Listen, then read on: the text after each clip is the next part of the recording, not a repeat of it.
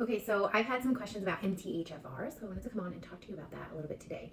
So if you have an MTHFR variant, 40 to 50% of the population does, I want you to just understand that yes, genetically you have this and you can't change the gene.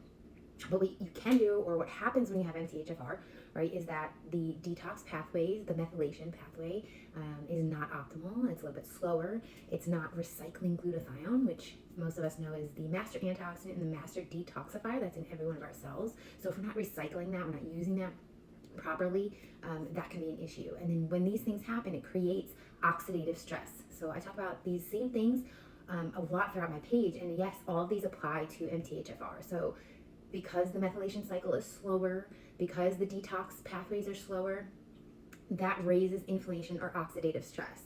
And again, glutathione is a master antioxidant to help reduce oxidative stress, but if you're not recycling the glutathione, you're going to have a hard time with the redox system, meaning to bring the oxidative stress down. So in addition to that, you're going to want to support the immune system because so many of these kids have underlying viruses and bacteria, like underlying strep, underlying EBV, all of these things that you may not even know.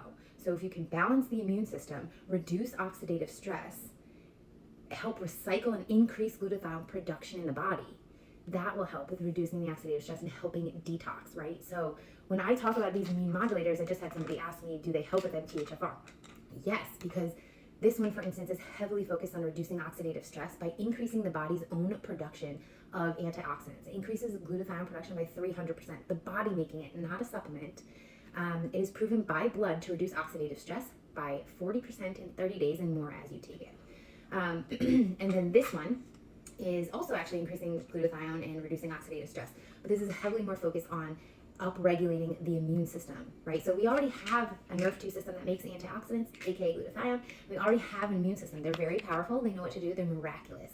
So when you can upregulate them, this will balance the immune system. So many supplements that you take will increase one leg of the immune system and not the other one, or vice versa. And it's just not how the body works. You really want the body to balance itself because both legs of the immune system can be a problem and they can be beneficial, both of them. So you want them balanced, doing what they need to do when they need to do it. So yes, if you have MTHFR, this oxidative stress, because homocysteine can increase, because that's part of the methylation process. That's like a byproduct. So again, if we're not recycling that, homocysteine rises, and homocysteine is a problem. If it rises, it's very inflammatory. It causes problems with, the cardiovascular system and all these things. So the main focus, if you have MTHFR, is you want to increase glutathione production, you want to decrease oxidative stress, and you want to balance the immune system. So again, even though this is not putting in a new gene, it is heavily supporting everything around that pathway, that methylation cycle. I hope that is helpful. Drop all your questions below. Of course, follow along if you want to know deep cellular health on neurodivergence and the human body in general. And I'll see you next time.